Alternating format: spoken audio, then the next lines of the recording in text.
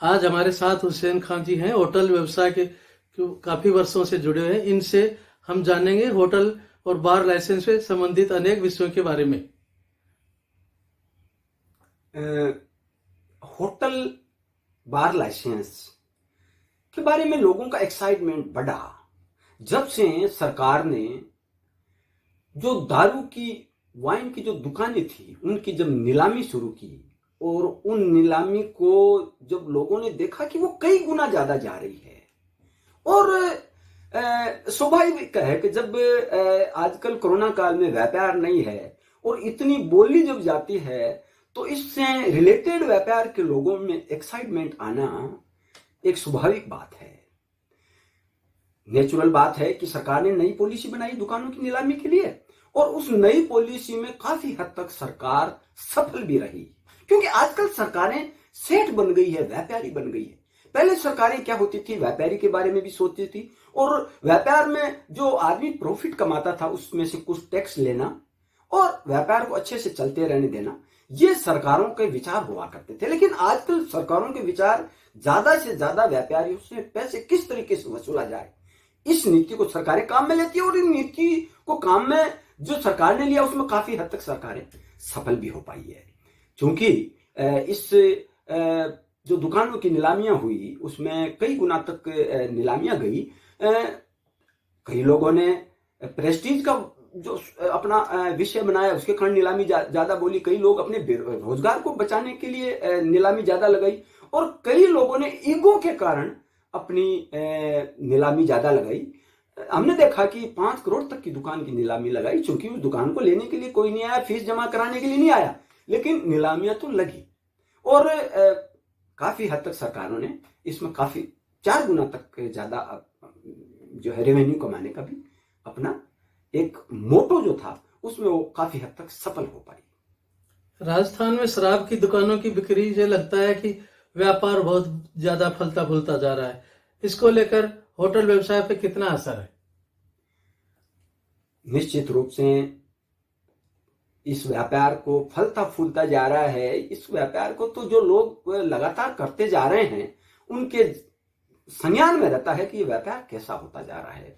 लेकिन चूंकि कोरोना काल है और कोरोना काल में हम ये मान के चलते हैं कि लोग अपने रोजगार को बचाने के लिए किसी भी हद तक जाने के लिए तैयार रहे हैं। और ये जो कंपटीशन के कारण ऐसा लोगों ने किया है ये ठीक नहीं है एक व्यापारी के लिए, क्योंकि व्यापारी व्यापार करने के लिए किसी नीलामी को लगाता है और किसी व्यापार को शुरू करता है। जब वो किसी व्यापार को अपने व्यापार की बर्बादी के लिए लेता है तो ये ठीक नहीं है। क्योंकि हम ये मान के चलते हैं कि होटल व्यवसाय के अंदर जो बार खुलती है उसके अलग नियम और कायदे हैं। दुकानों से बहुत ज्यादा भिन्न नियम और कायदे हैं। होटल के अलावा 3-4 टाइप के अन्य भी लाइसेंस होते हैं, जैसे hotel licence, bar licence, restaurant bar licence, heritage hotel bar licence, occasional bar licence और क्लब बार लाइसेंस। ये अलग अलग टाइप के बार लाइसेंस होते हैं और उनकी अलग अलग लाइसेंस लेने की अलग अलग पॉलिसी और अलग अलग फीस होती है। और इनकी फीस निर्धारण के लिए स्थान भी महत्वपूर्ण होता है कि वो ये लाइसेंस लेने वाली संस्था कौन से शहर में, कौन से जिला हेडक्वार्टर में और कहां पर स्थित है। ये बार लाइसेंस, ये होटल लाइसेंस क्या अलग अलग होते हैं? कहीं बार लाइसेंस होटल में ही होता है। बार लाइसेंस होटल के अलावा रेस्टोरेंट में भी हो सकता है, क्लब में भी हो सकता है और ओकेजनल भी हो सकता है। कितने प्रकार के होते हैं बार लाइसेंस? अगर हम मान के चलते हैं तो 5 प्रकार के होते हैं। जनरली जो होटल में जो बार लाइसेंस होता है वो 3 प्रकार का होता है। एक जनरल होटल में बार लाइसेंस, एक हेरिटेज बार लाइसेंस और एक 5 स्टार होटल का बार लाइसेंस। अब जो बार लाइसेंस है, जो जनरल होटल है, उसकी फीस निर्धारित करने से पहले ये देखा जाता है कि वो होटल कहाँ स्थित है जिसमें बार का लाइसेंस लेने के लिए कोई अप्लाई करता है। अगर वो होटल जयपुर, जोधपुर, माउंट आबू, जैसलमेर और कुंभलगढ़ में अगर है तो और कमरे अगर 20 से 50 कमरे तक है तो उस होटल में फीस होगी 8 लाख रुपया। और अगर इन स्थानों पर होटल है और कमरे अगर 51 से 100 कमरे तक है और अगर 100 कमरों से यानी 101 कमरों से ज्यादा अगर उस होटल में कमरे हैं तो उसकी फीस होती है 15 लाख रुपया। हेरिटेज होटल हम किस होटल को मानेंगे?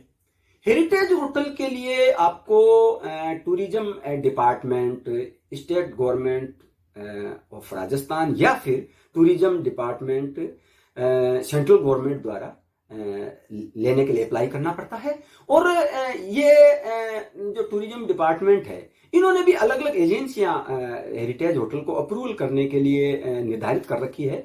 जैसे अगर आप की हेरिटेज होटल अगर गांव में है, किसी बैकवर्ड एरिया में है, तो ग्राम पंचायत आपको इसके लिए सर्टिफिकेट देती है। अगर आपकी हेरिटेज होटल अगर किसी जिला हेडक्वार्टर में है, तहसील में है, तो तहसीलदार इसके लिए आपको सर्टिफिकेट देते हैं कि ये आपकी हेरिटेज होटल है। और अगर आपकी हेरिटेज होटल अगर शहरों में है तो नगर निगम और आर्कोलॉजी डिपार्टमेंट भी आपको हेरिटेज होटल का लाइसेंस देने के लिए अधिकृत है। और हेरिटेज होटल होने के लिए आपकी सबसे बड़ी एक जो कंडीशन है वो ये होनी चाहिए कि 1 जनवरी 1950 से पहले की आपकी बिल्डिंग होनी चाहिए।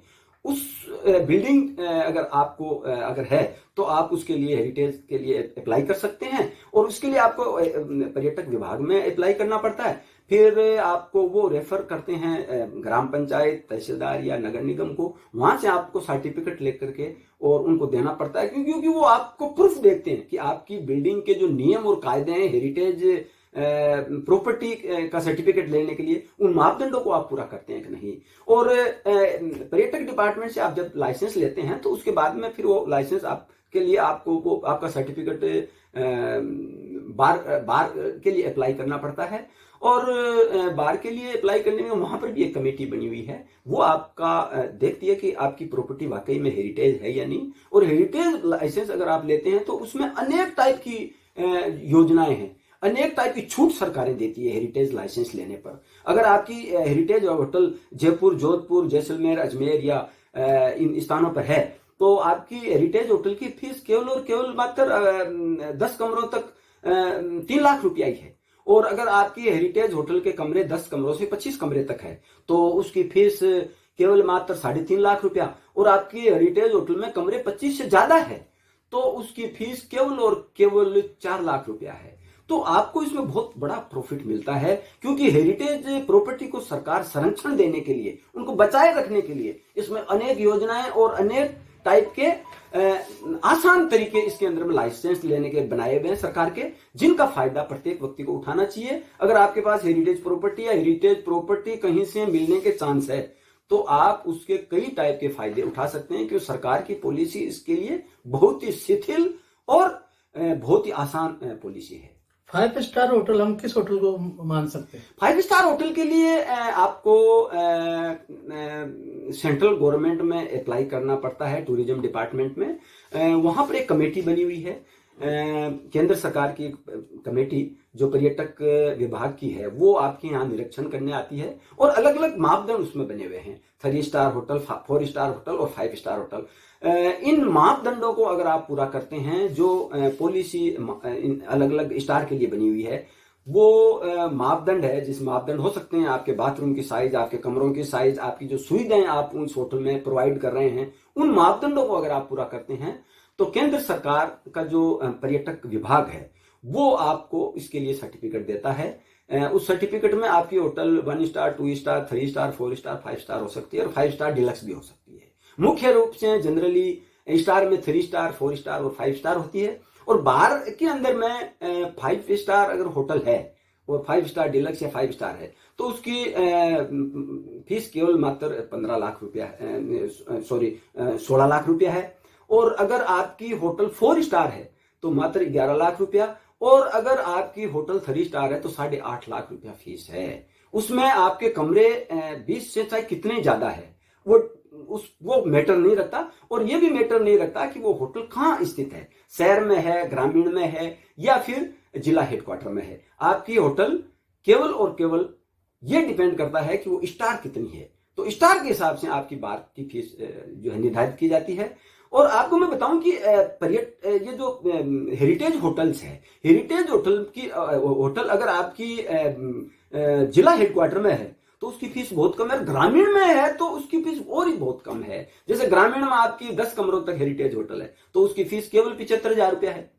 और अगर आपकी फीस आपकी होटल 10 कमरों से 25 कमरे तक है तो 1,25,000 रुपया, और 25 कमरों से ज्यादा है तो केवल मात्र 1,75,000 रुपया। तो आपको इसके इतने प्रॉफिट मिलते हैं हेरिटेज होटल के कि आपको इसका कहीं ना कहीं अगर आपके पास प्रॉफिट है तो उसका आपको फायदा लेना चाहिए।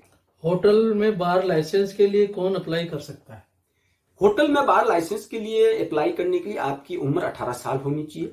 आपके पास में मुख्य रूप से नगर निगम का लाइसेंस होना चाहिए। अभी जो एक्साइज पॉलिसी आई है सरकार की, उसमें इन्होंने एक सबसे बड़ी कंडीशन रखी है कि आपके पास नगर निगम का लाइसेंस होना चाहिए, और आपके पास में इसके साथ साथ फूड लाइसेंस होना चाहिए, फायर एनओसी होना चाहिए, टिन नंबर होना चाहिए। अगर आपके पास टिन नंबर नहीं है और अगर आप सोच रहे हैं कि आप बार लाइसेंस लेना चाहते हैं तो आपको टिन नंबर लेना पड़ेगा, क्योंकि वाइन खरीदने के लिए टिन नंबर की आवश्यकता होती है। और एक्साइज डिपार्टमेंट में आपका कोई ड्यू नहीं होना चाहिए। एक्साइज डिपार्टमेंट में आप पर किसी टाइप की पेनल्टी या आप पर कोई जुर्म के लिए कोई केस नहीं चलना चाहिए। और अगर आपकी कोई कंपनी है तो आपके पास में पुलिस वेरिफिकेशन सर्टिफिकेट होना चाहिए। ये मुख्य रूप से आपकी विशेषताएं होनी चाहिए। और अभी जो बार पॉलिसी सरकार ने जारी की है वो बहुत ही आसान की है, जिससे ज्यादा से ज्यादा लोगों को बार दिया जा सके। लेकिन जो दुकानों की जिस तरीके से बोली लगी है उस तरीके का रवैया अगर कोई बार लेना चाहता है तो वो नहीं अपनाया जाना चाहिए, क्योंकि आपको अगर बार लेना है तो बार में आपको निश्चित रूप से देखना चाहिए कि आपके आसपास में बार कितनी है। आपके बार की जो इतनी बड़ी फीस है, ये फीस देने के बाद में क्या आपकी बार चलेगी या नहीं चलेगी, क्योंकि एक बार सरकार फीस लेती है और फीस लेने के बाद में आपकी बार चलती है नहीं चलती है वो फिर आपकी